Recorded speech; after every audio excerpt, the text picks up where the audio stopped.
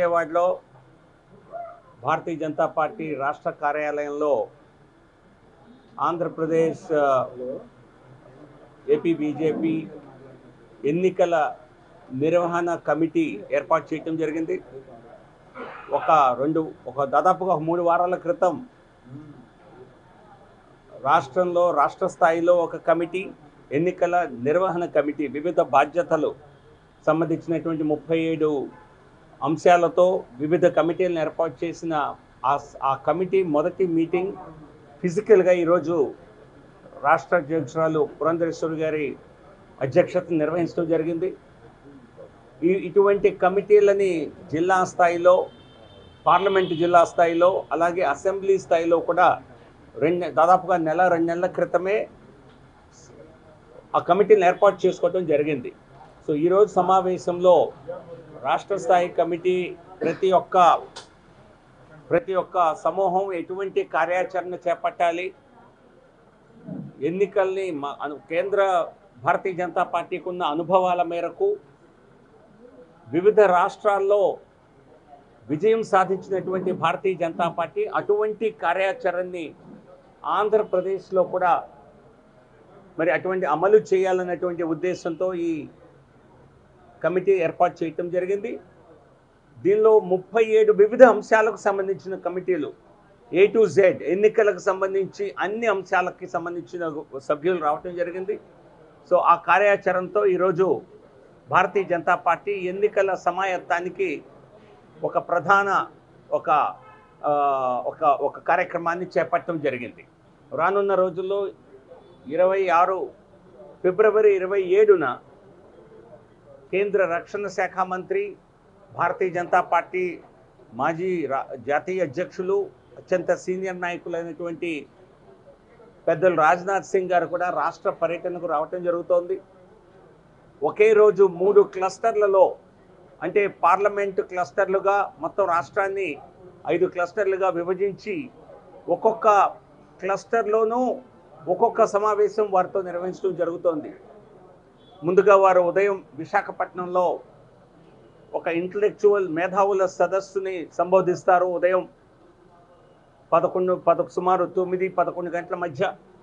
ఆ తర్వాత విజయవాడకి అక్కడి నుంచి పర్యటనకు వచ్చి ఇక్కడ 5 పార్లమెంటు జిల్లాలకు సంబంధించినటువంటి కోర్ కమిటీ సభ్యులు ఎవరైతే ఉన్నారో ఆ జిల్లాల్లో ఉన్నటువంటి కోర్ కమిటీ సభ్యులతో 5 పార్లమెంటు జిల్లాలు సుమారు 100 మందితో ఇక్కడ సమావేశం అవుతారు.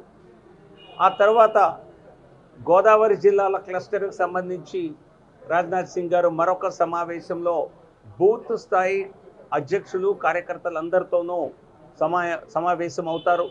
సో ఈ విధంగా జాతీయ నాయకుల రాక మరి ఇక్కడ ప్రారంభమవుతుంది. ముందుగా రాజ్నాథ్ సింగ్ గారి పర్యటన ఉంటుంది. ఆ తర్వాత ఇతర జాతీయ స్థాయి నాయకులు కూడా, సీనియర్ నాయకులు రావటం జరుగుతోంది. భారతీయ జనతా పార్టీ కేంద్ర నాయకత్వం ఇచ్చిన ఆదేశాల మేరకు, సూచనల మేరకు రాష్ట్ర పార్టీ ఎన్నికలకు పూర్తిగా సమాయత్తం అవుతోంది. జాతీయ సమావేశాలు జరిగాయి, నేషనల్ కౌన్సిల్ సమావేశాలు.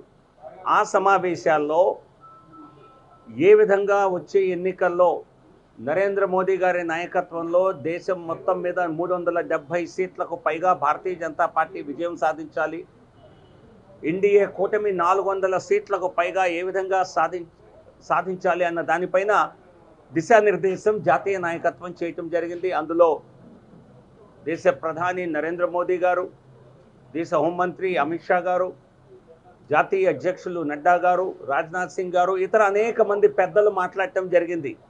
సో ఆ కార్యాచరణలో భాగంగా ఆంధ్రప్రదేశ్లో కూడా ఎన్నికలకి పూర్తి స్థాయి సమావేశాలు సమాయత్తం అవ్వటానికి నిర్వహించుకున్నటువంటి సమావేశం.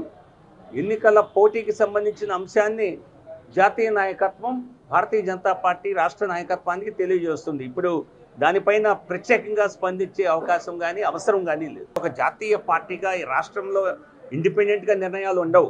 జాతీయ పార్టీ వారి ఇచ్చేటువంటి గైడ్ లైన్స్ ప్రకారం భారతీయ జనతా పార్టీ రాష్ట్రం పనిచేస్తుంది. రాష్ట్ర శాఖ మాకిచ్చిన కార్యాచరణ ప్రకారం పార్టీని బూత్ స్థాయి నుంచి రాష్ట్ర వ్యాప్తంగా బలోపేతం చేయడానికి ఎన్నికలకు సమాయత్తం అవుతున్నాం. సో ఎన్నికల స్ట్రాటజీ ఏ విధంగా ఉండాలి, ఎక్కడెక్కడ ఎవరు పోటీ చేయాలి, ఇవన్నీ కూడా జాతీయ నాయకత్వం సరైన సమయంలో సూచిస్తుంది. ఆంధ్రప్రదేశ్ రాష్ట్ర అభివృద్ధికి కేంద్ర ప్రభుత్వం, నరేంద్ర మోదీ గారి ప్రభుత్వం అపారమైనటువంటి సహకారాన్ని, అపారమైనటువంటి నిధుల్ని అందజేయటం జరిగింది గత 10 సంవత్సరాల సమయంలో. ఇందులో భాగంగానే అనేక కేంద్ర సంస్థల్ని ఆంధ్రప్రదేశ్లో స్థాపించడం జరిగింది. రేపు గౌరవ ప్రధానమంత్రి గారు మంగళగిరి ఎయిమ్స్, మరో 4 ఎయిమ్స్తో సహా జాతికి అంకితం చేసేటువంటి కార్యక్రమం వర్చువల్గా రేపు ప్రధానమంత్రి నరేంద్ర మోదీ గారు చేయనున్నారు. ఈ కార్యక్రమంలో ఎయిమ్స్ మంగళగిరి పెద్ద ఎత్తున ప్రజలు తరలి రానున్నారు. ఈ సమావేశానికి కేంద్ర మంత్రులు హాజరు కానున్నారు. ప్రధానమంత్రి గారు వర్చువల్గా ప్రారంభం చేసినప్పటికీ ఇక్కడ ఎయిమ్స్ మంగళగిరి వద్ద కేంద్ర పార్లమెంటరీ వ్యవహారాల శాఖ మంత్రి ప్రహ్లాద్ జోషి గారు, కేంద్ర ఆరోగ్య శాఖ సహాయ మంత్రి భారతీ పవార్ గారు హాజరు కానున్నారు.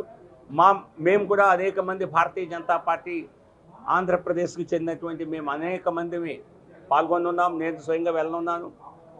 రాష్ట్ర అధ్యక్షురాలు పురంధేశ్వరి గారు కూడా కార్యక్రమంలో ఉంటారు. అనేక మంది ఇతర భారతీయ జనతా పార్టీ నాయకులు కూడా రానున్నారు.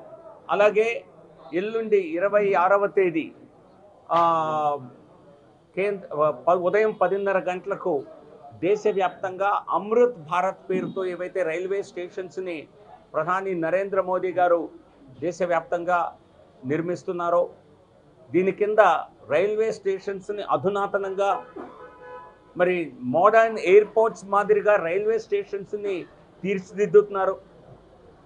ఇదే కాకుండా రీడెవలప్మెంట్ ఆఫ్ రైల్వే స్టేషన్స్ పేరుతో కొన్ని రైల్వే స్టేషన్స్ విశాఖపట్నాన్ని అయితే 450 కోట్ల రూపాయలతో అభివృద్ధి చేస్తున్నారు. అదే విశాఖపట్నంలో మరో 2 స్టేషన్లు సింహాచలం, అలాగే కొత్త వలస. ఈ విధంగా రాష్ట్రంలో అమృత్ భారత్ కింద మొదటి దశలో అభివృద్ధి తీసుకునే మొత్తం 78 రైల్వే స్టేషన్స్ని అభివృద్ధి చేస్తుంటే, మొదటి దశలో టేకప్ చేసేటువంటి వాటన్నిటినీ కూడా ఎల్లుండి 26వ తేదీ ప్రధానమంత్రి మోదీ గారి చేతుల మీదుగా ఆ కార్యక్రమానికి శుభారంభం చేయటం జరుగుతుంది. దీనికి కూడా రైల్వే రంగంలో తీసుకొస్తున్నటువంటి విప్లవాత్మక మార్పుల్ని ఆ సందర్భంగా కూడా ప్రజలకు తెలియజేయటం జరుగుతుంది. ఇదే కాకుండా రేపు వర్చువల్గా ఈఎస్ఐ హాస్పిటల్ కాకినాడలో కూడా ప్రధాని నరేంద్ర మోదీ గారు ప్రారంభించనున్నారు. ఈ విధంగా అనేక దేశవ్యాప్తంగా కార్యక్రమాలతో ప్రధాని నరేంద్ర మోదీ గారు జరిగిన అభివృద్ధిని ప్రజల వద్దకు తీసుకెళ్లేటువంటి పని రోజు చేస్తున్నారు. ముందుగా మార్చి 1వ తేదీ విశాఖ పర్యటనకు రానున్నారని చెప్పి కొంత మీడియాలో వార్తలు రావటం జరిగింది. మార్చి 1వ తేదీ ఆ పర్యటన ఖరారు కాలేదు. సో కాబట్టి మరెప్పుడు పర్యటన ఉంటుంది ప్రధానమంత్రి గారిది అన్నదానికి ఖచ్చితంగా కొన్ని రోజులు వేచి చూడాల్సి ఉంటుంది. సో ప్రస్తుతానికి మనకు కన్ఫర్మేషన్ ఉన్నది రాజ్నాథ్ సింగ్ గారి పర్యటన 26వ తేదీ, 27వ తేదీ. ఆ తర్వాత పర్యటన గురించి కూడా వివరాలు త్వరలో తెలియజేయడం జరుగుతుంది. మరిన్ని వీడియోస్ కోసం ఛానల్ ని సబ్స్క్రైబ్ చేయండి. లేటెస్ట్ అప్డేట్స్ కోసం వాట్సాప్ ఛానల్ ని ఫాలో చేయండి. అండ్ లింక్ డిస్క్రిప్షన్ లో ఉంది.